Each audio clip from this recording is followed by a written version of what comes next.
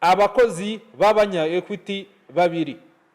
Urukiko rw'ibanze rwa Kicukiro rwanzuye ko bafungwa iminsi 30 y'agateganyo bakurikiranweho kwiba banki, aho bakekwaho ko bagize uruhare mu kwiba konti y'umukiriya wari ufungiye imageragere, bakagira uruhare mu kubikuza amadolari 123 kuri konti ye, uwo mukiriya atigeze abaha uburenganzira bwo kuyabikuza.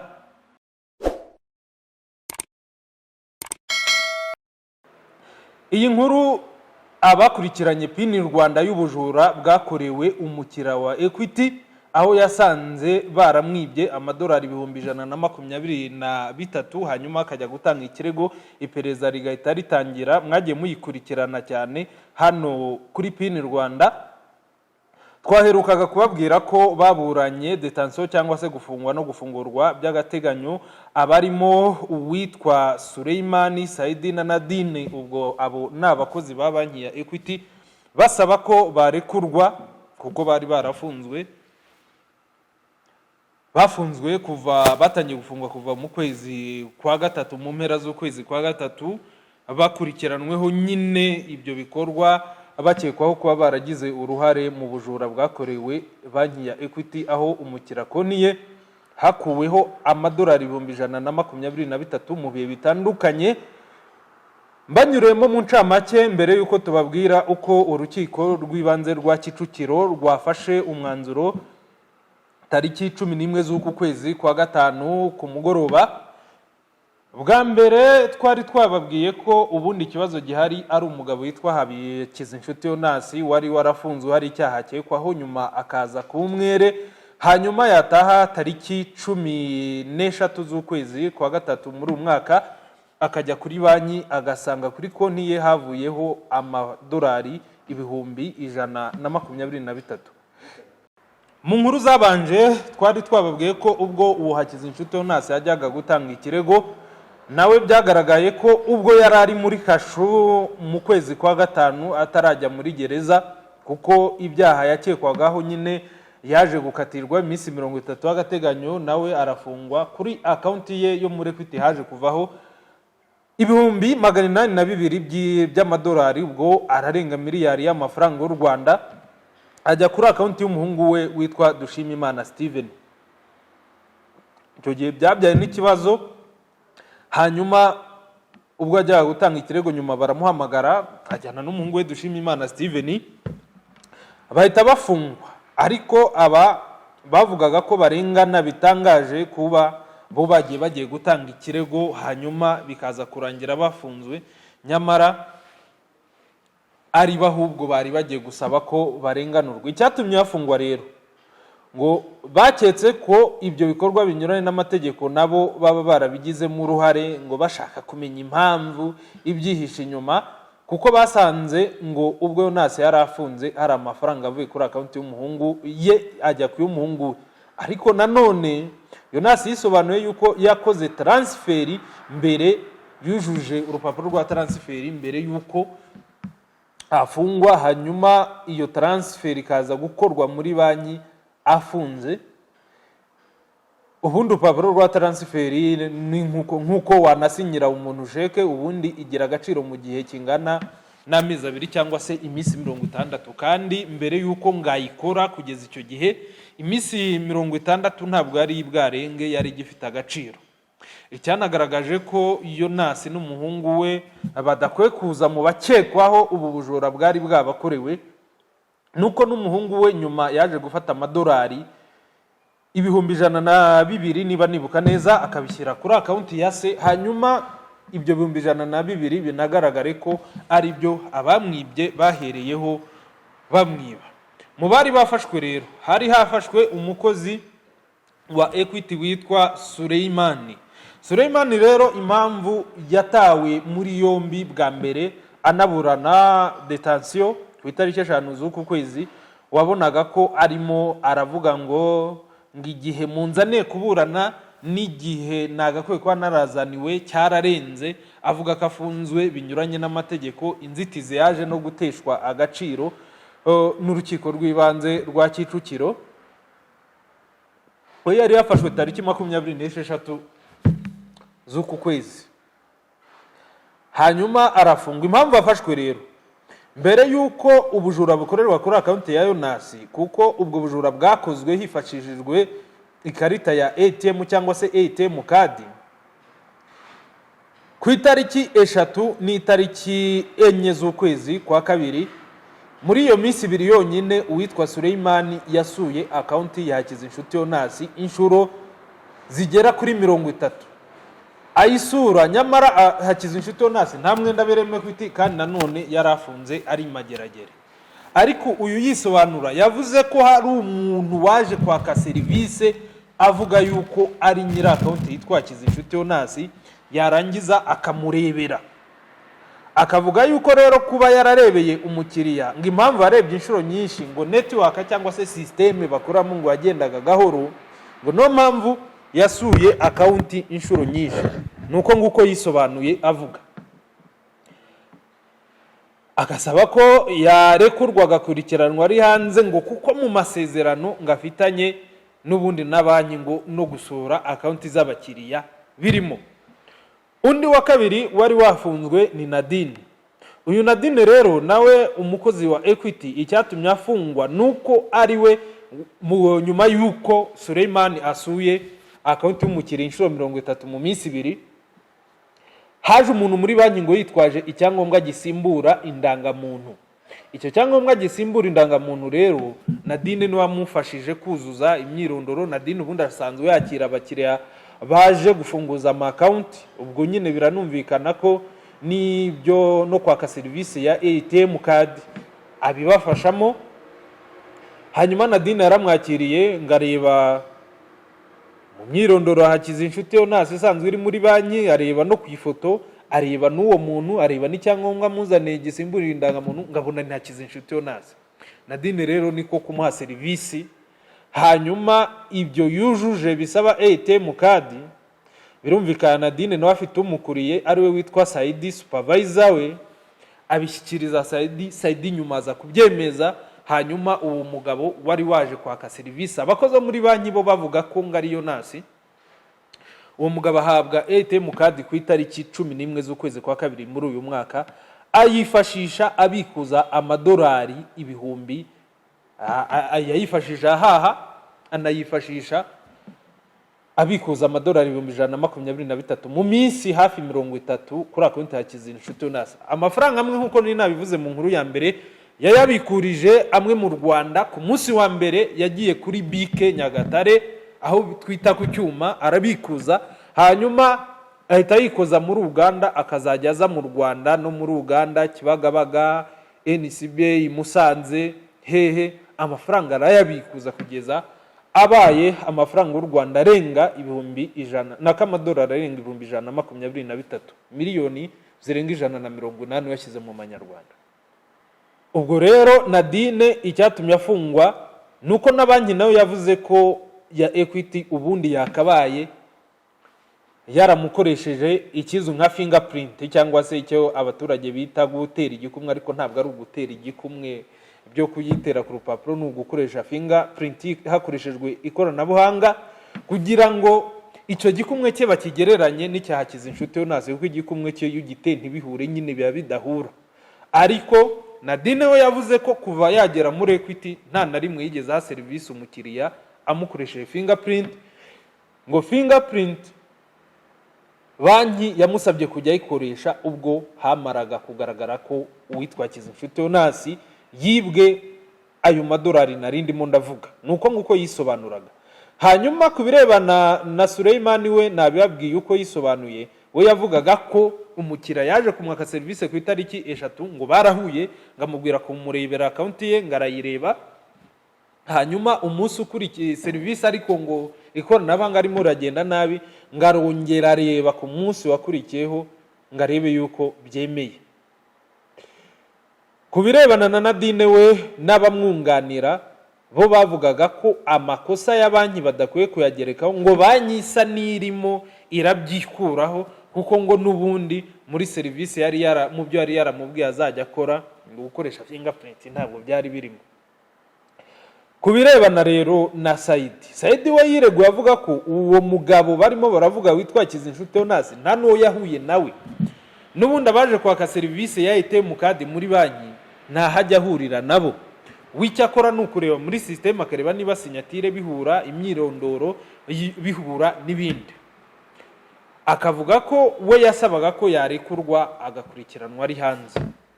Hanyuma rero ibyo byabishingizi banatanze bamwe muri bo n'abishingizi. Reka none tujye kwaba bakoranaga n'Irembo. Abakoranaga n'Irembo harimo uwitwa Joseph ndetse n'uwitwa Ngabonziza. Abangaba uyu Joseph we yavuze ko we icyo bamushinjaga nuko ari we wadekaraye cyangwa se wasabye icyangombwa gisimbura indangamuntu cya Kizinshuti Onasi, nyamara uha Kizinshuti Onasi nyirizina watarigeze ajya kwaka icyo cyangombwa we yarari muri gereza. Ariko uwo Joseph akavuga ko hari umuntu waje avuga ko ari Kizinshuti Onasi, akababwira nimero z'indangamuntu ye, hanyuma akababwira n'amazina ye, bakamufasha gusaba icyo cyangombwa. Bakavuga ko Kizinshuti Onasi niba ari we niba atari we batabizi kuko badasanzwe bamunzi. Bo bakavuga ko uko batanze iyo serivisi ari nako bayiha n'abandi bantu bose baje gusaba serivisi yo gusaba icyangombwa gisimbura indangamuntu. Hanyuma uwo Mireille icyatumye afatwa we byaje kugaragara ko yari umukozi w'uwo nguwo Joseph, bagakeka yuko bashobora kuba barafatanyije icyaha. Uwo Mireille we yiregwa avuga ko ubwo icyo cyangombwa cyanasabwaga binagaragaraga ko atarakiri umukozi w'uwo Joseph. Hanyuma bose abangaba basabaga gufungurwa bagakurikiranwa bari hanze. Ariko ntaragera mbibutse ko Kizinshuti Onasi n'umuhungu we Dushimimana Steven nibo nubwo bari barafunzwe icyumweru kikihirika baje kurekurwa, ariko barigurwa basabwe gutanga ingwate ingana, amakuru dufite nuko yanganaga na ya madolari bari baribwe ngo bagatanga ngagafatirwa. Ibintu bamwe banibajije kuntu bishoboka kuntu umuntu ashobora kuba yibwa ikintu hanyuma yajya gutanga ikirego bakamubwira ngo zana cya kintu wibwe gifatirwe, ahasigaye tukurekure. Hano bakavuga bataba abantu bararengana. Ariko ubwo nyine n'ababikoze ibyo byose bafite amategeko bakurikije, ntabwo bashobora kuba barabikoze badakurikije amategeko. Hanyuma rero reka twigire ku cyemezo urukiko rw'ibanze rwa Kicukiro rwafashe ku itariki 11 z'uku kwezi kwa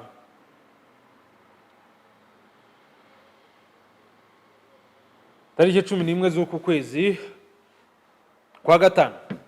Urukiko rw'ibanze rwa Kicukiro urusanga nk'uko byasobanuwe Ngabonziza Mireille, Nkeshimana Joseph na Nahimana Saidi nta mpamvu zituma bakekwaho ibyaha bakurikiranweho. Kuba nta mpamvu zituma bakekwa, nta n'impamvu zatuma bakurikiranwa bafunze. Umwe muri bo ni umukozi wa Equity, abandi babiri batangaga serivisi z'Irembo.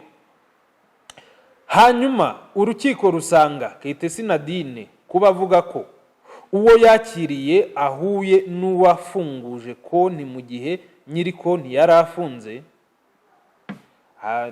bashobora kuba barana nibeshye. Uwo yakira ahuye n'uwafunguje konti kandi mu gihe nyiri konti yari afunze, nibyo nuko hajemo semantic noise.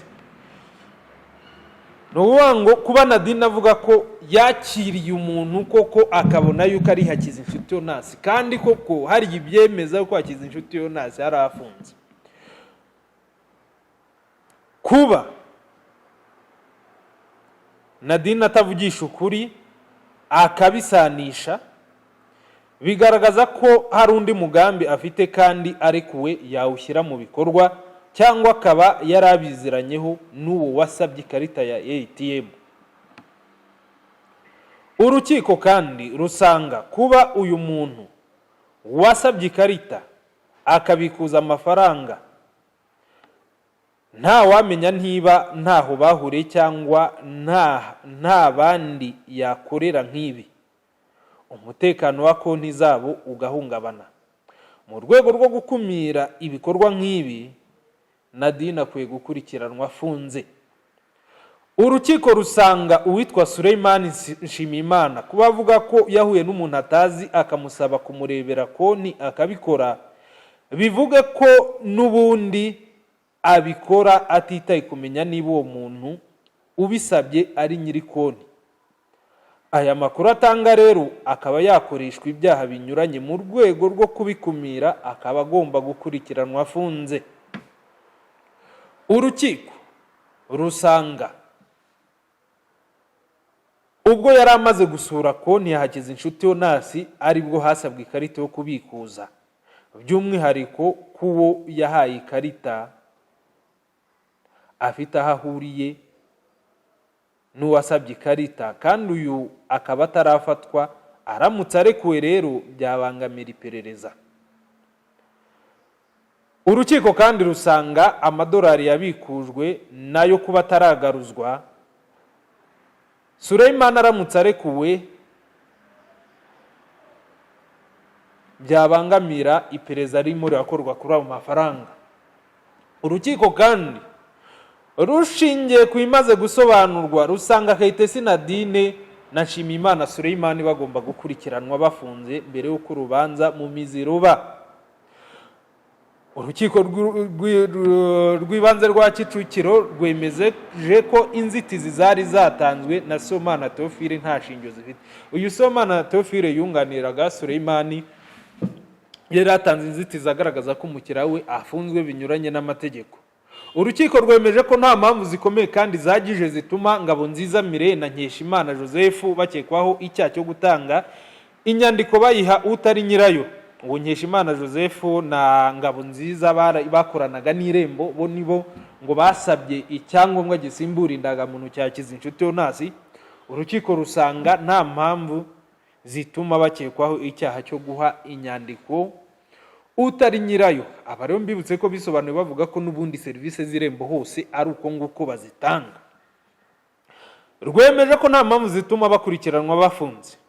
Rwemeje ko nta mpamvu zikomeye kandi zagije zituma Nahimana Saidi akekwaho icyaha cy'ubufatanyacyaha ku cyaha cyo gutanga no gukoresha inyandiko mpimbano n'icyaha cy'ubufatanyacyaha ku cyaha cyo kwiba. Rwemeje ko nta mpamvu zituma akurikiranwa afunze. Rwemeje ko hari impamvu zikomeye kandi zihagije zituma Nahimana Saidi akekwaho icyaha cy'ubufatanyacyaha ku cyaha cyo gutanga no gukoresha inyandiko mpimbano n'icyaha cy'ubufatanyacyaha ku cyaha cyo kwiba. Urukiko rwemeje ko nta mpamvu zituma nari nibeshye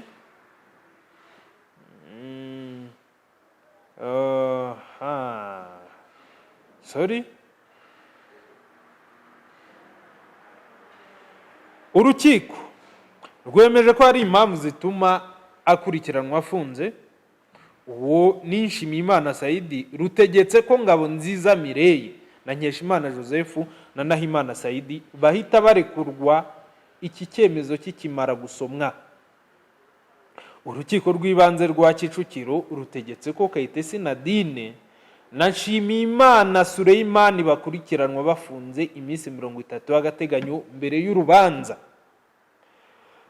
Rwibukije ko ababuranyi bafite uburenganzira bwo kujurira iki cyemezo bigakorwa bitarenze iminsi 5 uhereye igihe iki cyemezo gisomewe. Nguwo umwanzuro w'urukiko rw'ibanze rwa Kicukiro ku cyemezo cyo gufunga no gufungurwa by'agateganyo aba bakozi babanyi ya Equity bashinjwa kwiba ibirimo kwiba umukiriya wa Equity cyo kwiba, ndetse n'aba batangaga serivisi z'Irembo baherukaga kuburana ku itariki 5 z'uku kwezi. Nuko nguko urukiko rw'ibanze rwa Kicukiro rwabafatiye umwanzuro. Bisobanuye iki rero mu ncamake nkuko nahoze mbivuga? Abakozi b'abanya Equity babiri, urukiko rw'ibanze rwa Kicukiro rwanzuye ko bafungwa iminsi 30 y'agateganyo. abangaba bakurikiranweho kwiba banki, aho bakekwaho ko bagize uruhare mu kwiba konti y'umukiriya wari ufungiye imageragere, hanyuma bakabikuza amadolari, bakagira uruhare mu kubikuza amadolari 123 kuri konti ye, uwo mukiriya atigeze abaha uburenganzira bwo kuyabikuza.